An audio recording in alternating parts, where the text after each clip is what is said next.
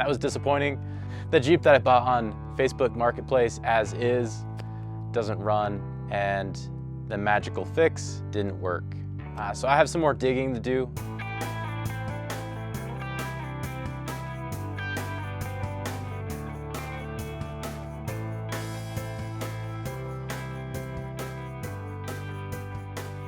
All right, welcome to today's video. If you watched the last video, you know that one ended with some disappointment. The ECU didn't work, and that was kind of my lead that I was running with. The previous owner of this went and had it checked out by a mechanic, and their diagnostic led it to the ECU. That wasn't it. So now we are getting to do the harder side of all this.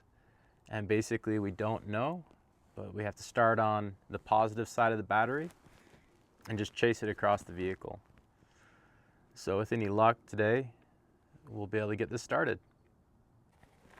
All right, so if you're familiar with Jeeps, this is the fuse block, and this is our cheat sheet to the fuse block. So far, I've gone through and I've checked every single fuse in here to make sure it's good. Every fuse is good, which is a great starting point, but also that takes away the easy blown fuse that I was hoping for. This thing's funny to read. I don't know if you've ever gone through and read these on a vehicle like a Wrangler that you're lucky to have power windows, but just reading through it, there's things like power folding seats. Well, that would be nice. Power liftgate. I don't know what I'd do with that on a Wrangler, but please. What else? Sway bar. Lock, unlock. Are you kidding me? Yeah, throw that on here. Rear blower, like rear AC. You can't fit many passengers back here, but come on, I'll take it. Power outlet? Are you kidding me? I know that other Jeeps of this year had outlets in the back. So I wish. Heated seats, front heated seats and rear heated seats. So fun fact, there were Grand Cherokees and Commanders of this year that had rear heated seats.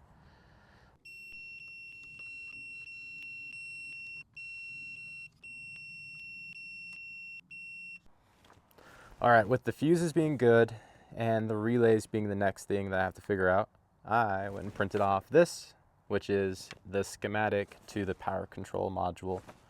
So hopefully, seeing as how it won't crank, hopefully this is it. But let's go ahead and see. So let's mess with some relays. All right, so on the schematic, this is our relay right here, and this is our fuse.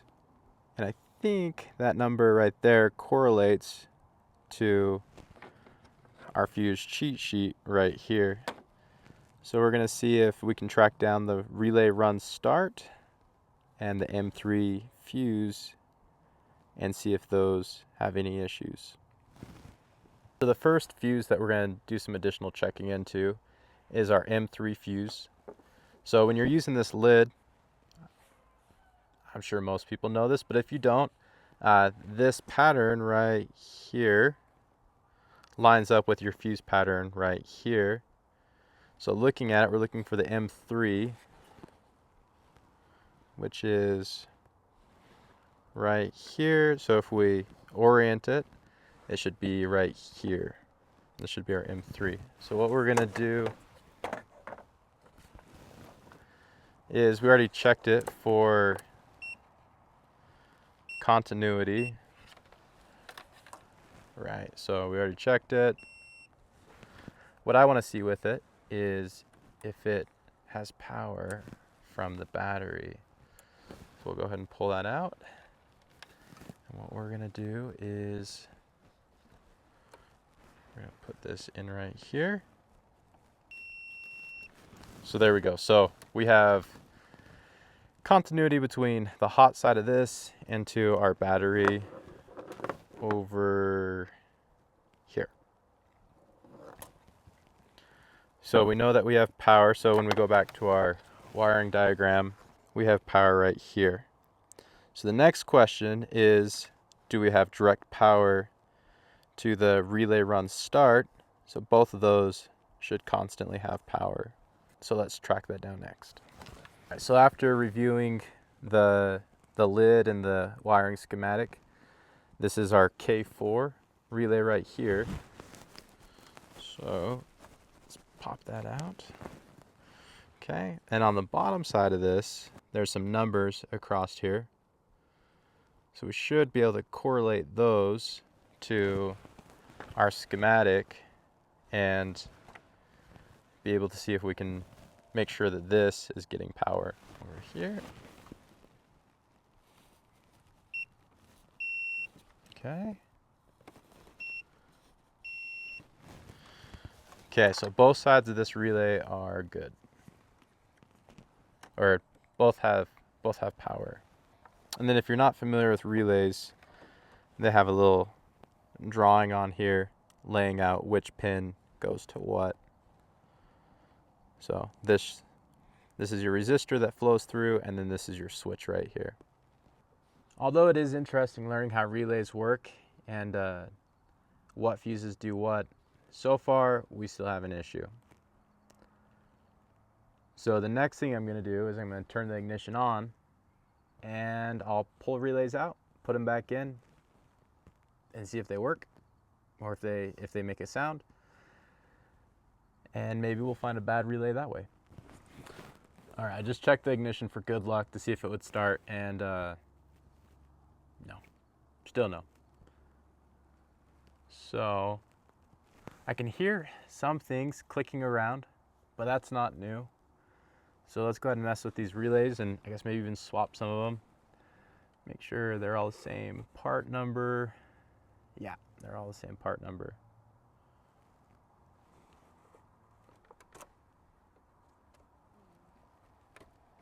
So let's try swapping this one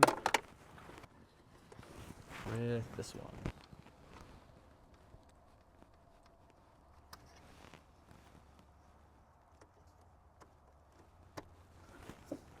That one doesn't make any noise. Let's try. All right, so that one just made a noise. So that seems to be fine on this end of the power. So if there's an issue here, it's going to be flowing out of here and going downstream from here.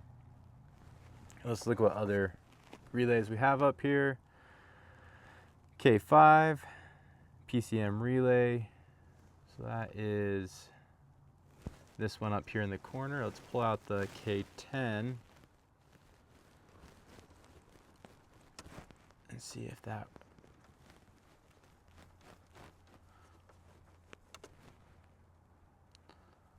So let's put that back in, see if it clicks.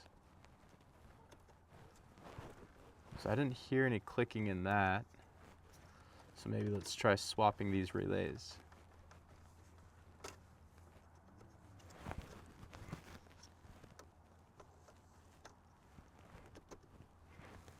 Nothing. So not 100% sure. That one, I guess I can check the power on it.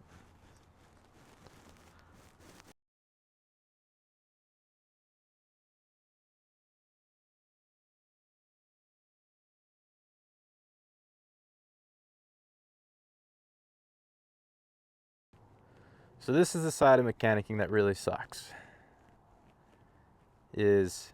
Especially on modern vehicles. All the electronics we've tried so far are good.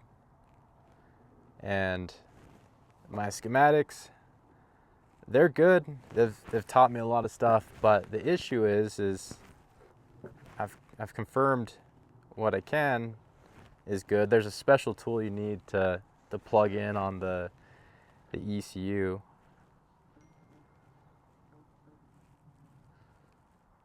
So this is where it sucks, because just kind of fresh out of ideas. I've been reading online where there's the fuse box. Inside of it, there's some parts in there that can be replaced. Or there's some parts in there that you can't just plug and play that are built into it. So we'll look at this some more and see if we can come up with some ideas. So, out of curiosity, what if we go and check some of these empty spots? Actually, let's see if they have power. Power.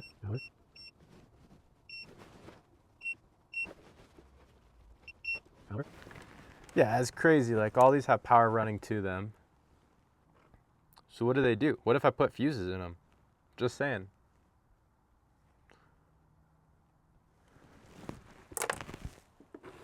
All right, so after reviewing these, it looks like most of them are 10 amp fuses.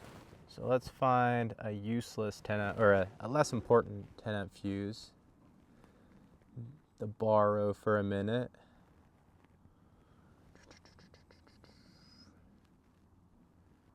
Let's see, fuse 22, right horn. I don't need my horn right now.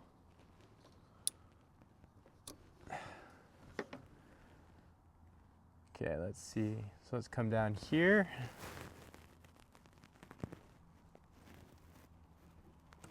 Nothing.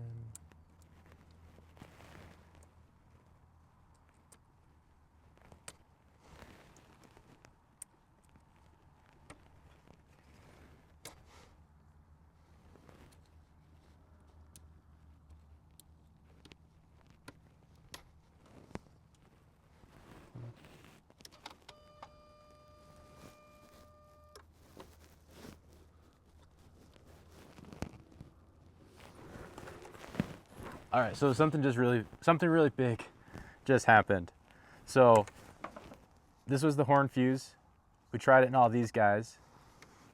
But when I put it in this one, I heard a bunch of stuff make noises. So something changed with this one. Let's go give it a shot.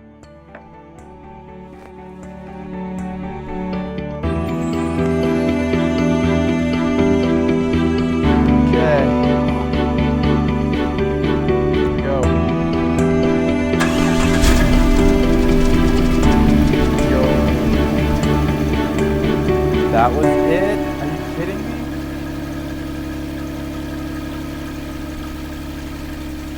All right, let's turn it off.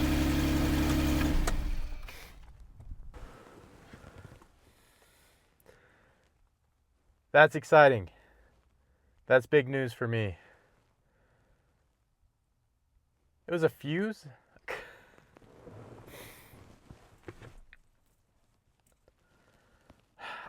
I don't... Should I be mad right now? It was a fuse. That was it.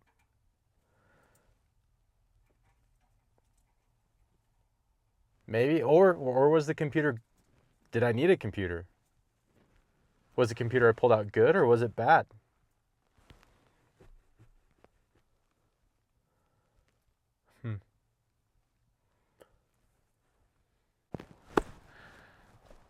All right. Yes.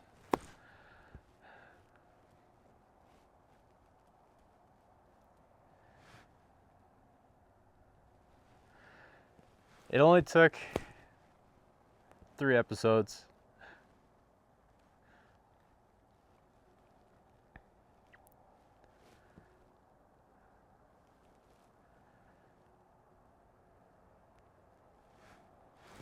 What a crazy thing. Like, this guy had it troubleshot by a mechanic, and the mechanic went through and gave him a quote for a computer. And all it was a fuse, right? This is wild. I guess looking back, like thinking like, what if it is just the fuse that was the problem? Am I mad that I bought the computer? I don't think so. I think I would have been blinded by what the seller told me, that it needed a new computer, right? He went and got a mechanic to look at it, mechanic diagnosed it, and you can see they did some work on it. There's a lot of panels pulled off, and you can see where they did a lot of probing into wires. So I don't think I would have mentally been ready to, I don't know that I would have solved it without swapping the computer. Maybe the computer's good, maybe the computer's bad. I don't know, but I don't think I would have solved it. I don't know enough about these Jeeps to have known that it was missing a fuse. All the fuses were good. I don't know.